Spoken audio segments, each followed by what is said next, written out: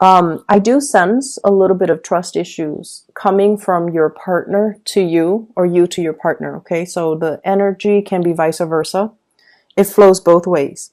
But this is the way that you see your partner. We have here the Seven of Swords. The Seven of Swords can indicate some type of, it's like doing things behind the scenes, doing something a little bit sneaky, a little bit stealthy, not wanting people to know about it, not wanting to, people to, expose you or find out about it. And this is the way in which you see your partner. You might find them to be a little bit sneaky. You might find that they are possibly a little bit manipulative. I see some snooping. This is sort of like, breaking into a museum, trying to steal the artifact, trying to avoid all the lasers in the security camera. This woman is kind of stealthy. And I don't know why she's not walking around where the pavement is. She's like treading on water, trying to cross over something because she doesn't want to be detected. She doesn't want to be seen. And those things in the background, I feel like they're flowers, but they look like eyeballs. So somebody's snooping. Somebody is like stealthily looking at somebody's emails, social media messages, cell phone messages, text messages, phone calls, possibly checking your phone logs. So I feel like it's somebody that has access to you. So you might be in a relationship, you might live together, you might cohabit. And if this doesn't resonate with you, then your partner is not snooping. Okay. But either way, I feel like you are aware that there's something, some insecurities are being stirred up about your partner. The way that you feel about them, we have here the Four of Pentacles. This is a person who is very possessive, gets jealous quite easily. And the funny thing, so Four of Pentacles, it's like the miser, the person that's hanging on very, very tightly to their possession. You belong to me. You're not a person, you're an object, and you belong to me.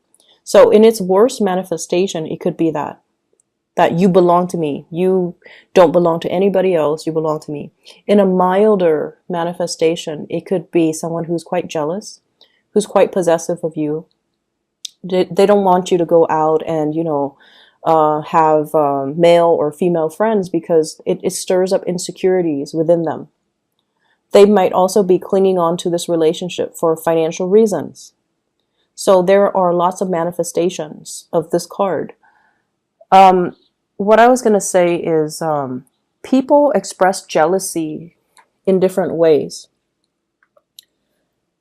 So there are some people that, it's a really difficult feeling to, I guess, admit to and to express. It makes us feel so vulnerable, and it's like, as an air sign, I feel like if you're jealous, you would never express it. Because air signs have this thing about, not wanting to be vulnerable, wanting to be above, quote unquote, the human emotions. If you tell somebody, don't talk to that guy, it makes me jealous, then the person might flaunt it and say, oh, you care about me or you like me and that's why you're jealous. And yes, it's true. It's true. You like them. And that's why, if you don't like them, they can talk to whoever they want. It wouldn't spark jealousy within you. It's when you like somebody that, you want them to yourself, and you get jealous if they're being too cozy or too friendly or too flirtatious with somebody else. So you might be dealing with someone who thinks you're a flirt, who thinks you're flirtatious or too cozy with other people. And so what I'm getting at here, and I think I'm doing it very poorly, is the way that people express jealousy is very different.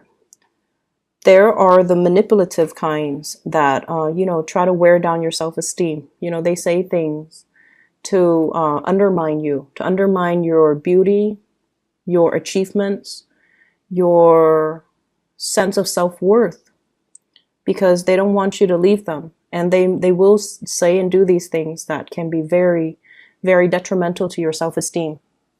And then the others might try to physically prevent you from, flirting, from going out with your friends, from having a social life because they are afraid someone's going to scoop you up. And then there are others too, where, they're a little bit more high-minded, hopefully, and they let you do your thing.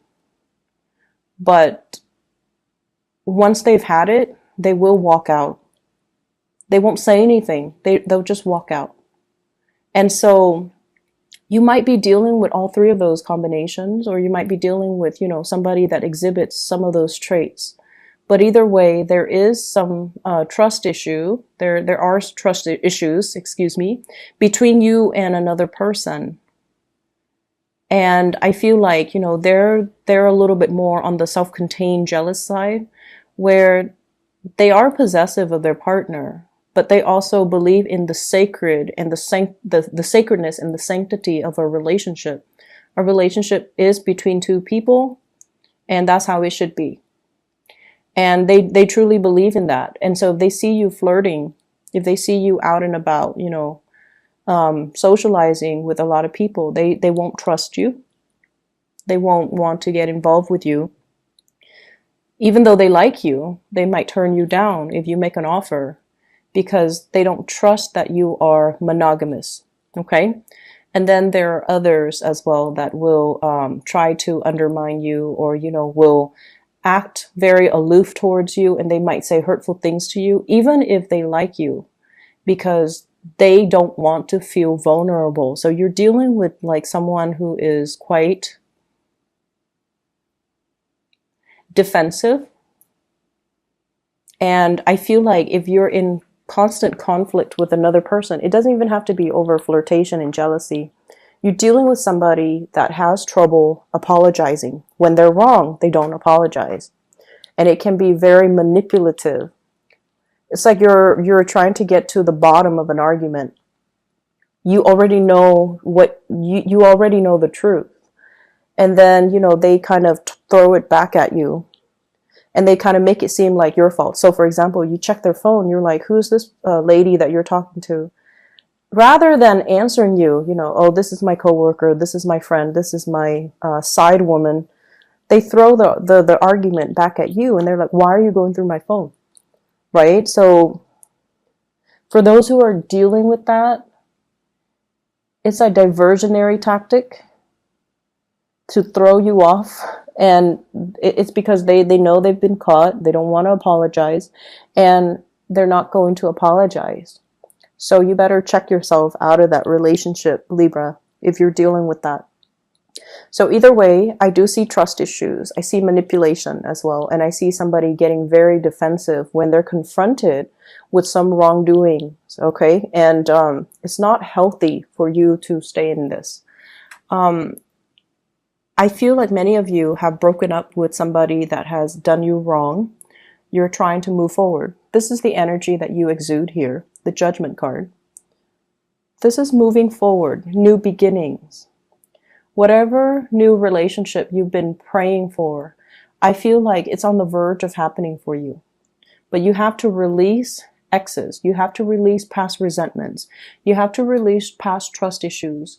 You have to release crushes and relationships that are built on power struggles, dominance, and submission, rather than, true harmony and two people coming together and at a level playing field.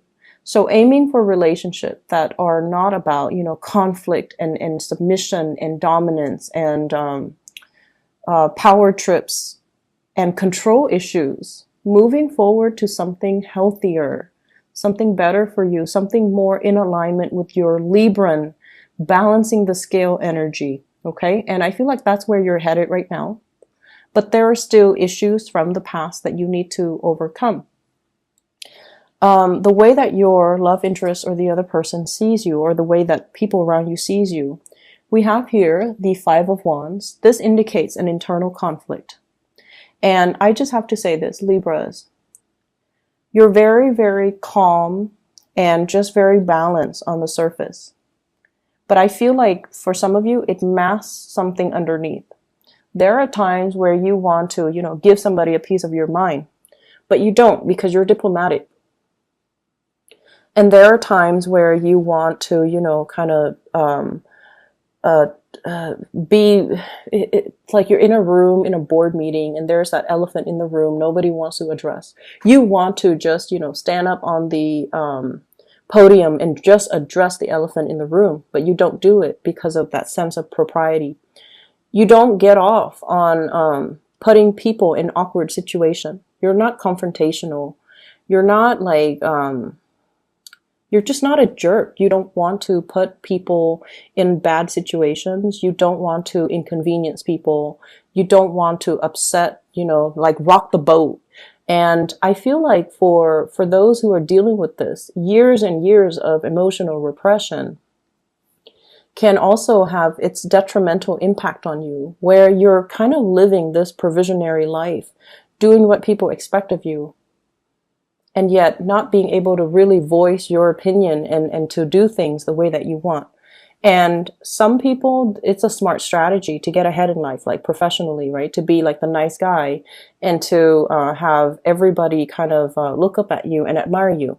But at the same time, if you're never able to voice your opinion, if you feel like you have to censor yourself around, in everything that you do, it can take its toll on you. And then you can, lash out at inopportune moments, lash out at the wrong people, or just, your aggression, it has to go somewhere, right? Energy has to go somewhere. So the frustration and the aggression might be internalized, or it might like find an outlet in the wrong way. So that's just something I want Libras to be a little bit careful of, because that's what's showing up here. Inner conflict.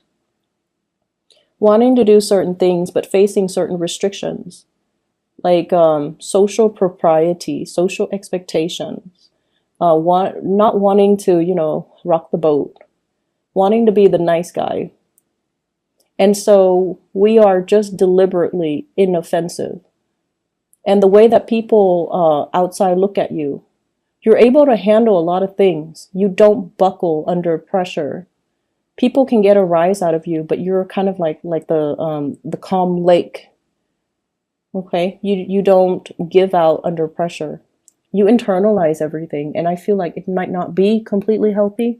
It's very admirable, I feel, but it's not completely healthy. So find healthy ways to be assertive. We don't have to be a jerk to be assertive, but we have to stand up for ourselves. We have to learn to be assertive, and we have to learn to draw boundaries with other people, okay? I feel like you're on the path to drawing boundaries. You're on the path where you are overcoming this internal conflict within yourself. You might also be dealing with somebody who really pushes your buttons, who is defensive, who is avoidant, like they won't admit when they're wrong, and you have the same fights over and over and over and over again. But this card can also indicate a lot of passion that we have towards another person. And you're trying to get a new beginning with this new person. You might be dealing with a fire sign here. Sagittarius, Aries, or Leo. I also have earth sign, Taurus, Virgo, Capricorn. I also have air signs, Aquarius, Gemini, and Libra. So I feel like there is a situation that you've been praying for, but you're kind of like one day praying for it, the next day backing off. So you're being very wishy-washy about your intentions. You want to build something solid with another person, but you have to let go of ghosts from the past relationships. You like a person. They're also maybe not able to open up to you because they're not really sure what your intentions are. So I see a lot of inner conflict within you. You're praying for a new start. And we have the new start here, the Ace of Pentacles. This is a beautiful card that indicates a relationship can be built on this. It's very slow. You're hoping to speed up the timeline. You're hoping for something to break through, to culminate that, the little leaf poking out of the ground. Wanting a new start, wanting something to just start already. And the other person might be very, very hesitant to making this new start, okay? Earth signs in general, if you're dealing with one, they're very slow, and they also need assurance. If they see you as someone who's flirtatious, they're not going to go for it. And if you're dealing with someone who's, manipulative or whatnot, you don't get yourself in that situation. Okay. Um, in other areas of your life, I feel, well, actually, let me just finish this off. There is communication here, but we need to communicate in a way where it's more conducive to meaningful communication rather than just, mindless banter back and forth, like being the social butterfly and just chit chat that don't really have any substance. We need to communicate in a meaningful way. We need to tell the other person what our intentions are. Never mind the, rejection. Never mind, like, just put it on the line. I feel like they're waiting. They like you, but I feel like they're waiting for some type of a gesture from you, something concrete. Okay, so hence the Ace of Pentacles. This is like concrete actions in the real world that we can see, rather than just praying and hoping. We need to get our hands dirty, and we need to just make this move. Okay, so if you like somebody, that's what needs to happen, because otherwise I don't see things moving in the direction that you're hoping for.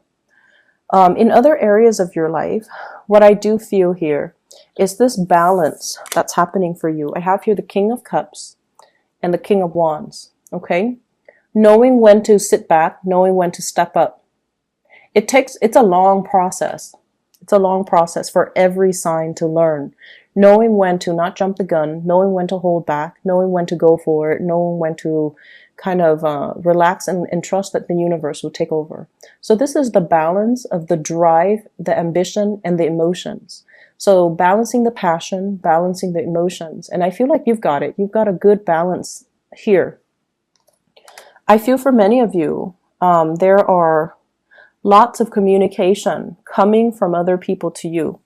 And I keep seeing an ex, okay, somebody from your past, possibly a water sign, Pisces, Cancer, Scorpio. There's communication, and I feel like you're very, very busy. Somebody from the past.